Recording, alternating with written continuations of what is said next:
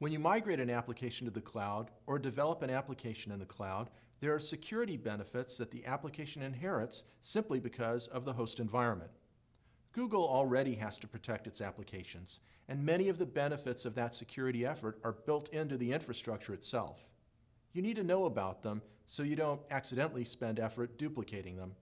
You also need to know where those services end and your security design begins so that you don't accidentally leave gaps in your security strategy. So Google's strategy for cloud security is what we call pervasive defense in depth.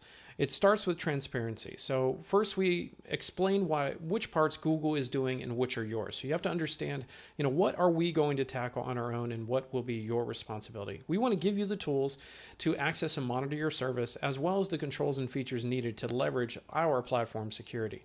Also, a segregation of duties. What is provided by the platform and what are you responsible for? There are different nuances depending on which technology you've chosen.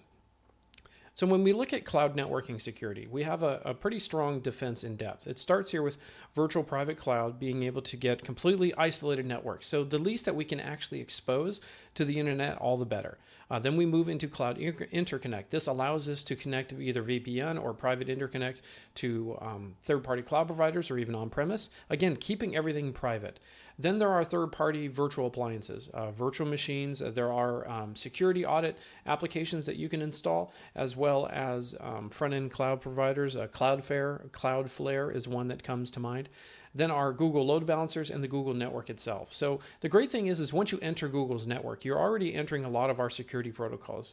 Google's already the #1 attack vector on the internet. So we actually do have a lot of things going on to monitor and protect against certain attacks, UDP attacks and other kind of clever attacks that we can recognize are not like normal networking.